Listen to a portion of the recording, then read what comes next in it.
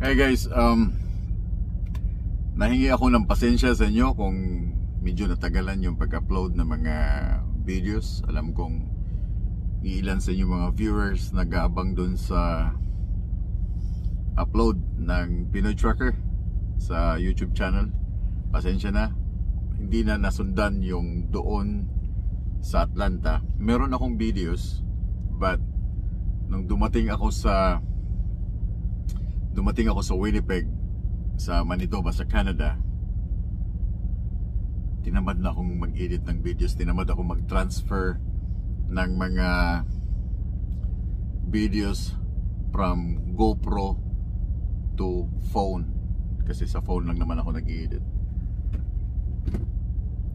Dito lang ako nag-edit. Itong aking crack na cellphone, yung cellphone kong naibato ko. So dito lang ako nag-edit ng mga videos. So nahingi ako ng pasensya muna at medyo delayed yung aking mga upload ng videos. Ilang araw na shoot ko to ngayon din, September 6 yata, September 6 ngayon, Wednesday, ngayon mismo, Wednesday. So as of now, nandito ako ngayon sa Kansas. Papunta ako ng San Antonio, Texas. Yung aking load, kung sino yung mga naka-follow doon sa aking Facebook, Marco Obando, or sino yung mga naka-follow doon sa Next Route na aking Facebook page, minsan doon ako nag-update, or doon sa aking TikTok ako nag-update. So pasensya muna, bigyan nyo muna ako ng time na mag-edit, dahil ako lang talaga yung nag-i-edit ng aking mga videos. Ako lang yung namimili ng mga music na aking mga videos. Ako lang yung gumagawa ng ako yung director ng aking mga videos, mga content, kung ano yung pwede kong ipalabas, kung ano yung pwede kong ipakita sa inyo. So it takes time, kasi yun nga sabi ko, pagdating ko ng Winnipeg, pahinga, take time sa aking family, kasi 3 weeks din akong nawala.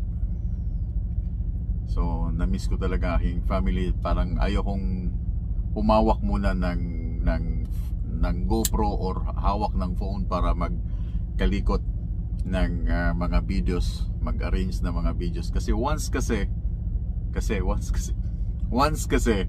nahawakan ko na yung aking isang phone, example, lahat ng mga videos today ilalagay ko sa isang folder, then the next video, kaya napapansin nyo minsan sunod-sunod everyday, dahil pag sinipag ako ng editing, naka folder by folder na, nakalagay na siya, drone shots Atlanta, drone shots sa South Carolina, drone shots Georgia.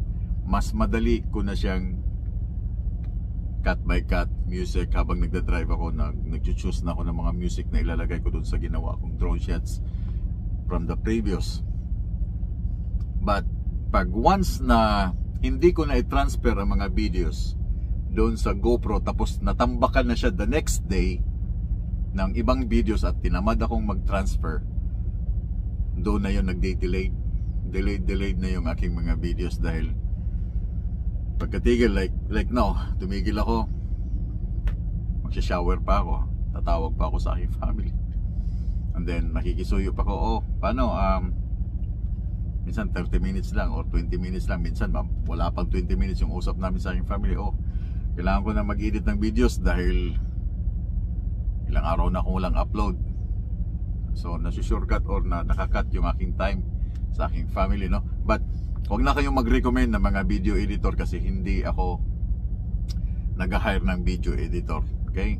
Kasi iba tayo ng taste sa music, sa mga cutting by cutting, sa mga videos, sa mga cropping ng videos, sa mga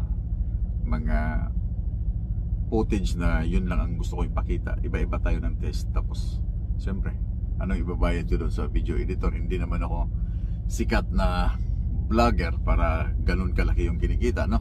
So ganun pa man, pasensya muna, bigyan nyo muna ako ng pagkakataon. Ilang days lang, meron ako mga videos na shoot from umalis ako ng Winnipeg up to now. So bigyan nyo muna ako ng time para ma-arrange ko lahat. And sa mga naiinip na naghihintay ng mga upload sa mga bagong upload na video, bumaba muna kayo sa mga videos ko dun sa pinakababa. Panoorin nyo muna yung Ice Road Tracker na ginawa namin before. And yeah, mag-movie marathon muna kayo dun sa baba habang ako ay nag-i-edit ng mga videos, mga bagong videos para mapanood ninyo. Okay?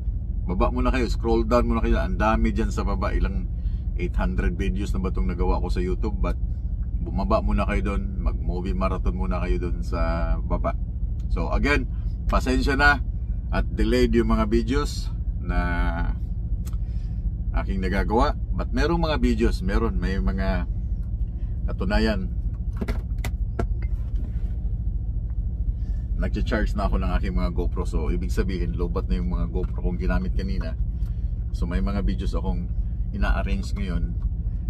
Hindi naman siya ganun kaano, but at least meron kayong mapanood na mga bagong vlog sa Pinoy Tracker. So pasensya na uli, movie marathon muna kayo sa baba. So daghang kayo salamat sa inyong tanan.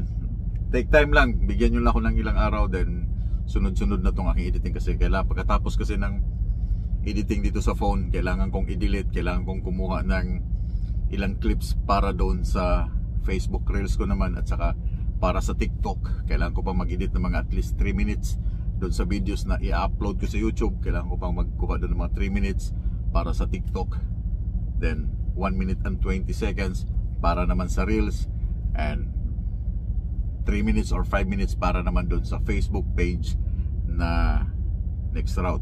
So ilan lahat yung videos na ginagawa ko, isang full video sa YouTube, TikTok, sa Reels, at saka sa Facebook page. So hindi ganun kadali.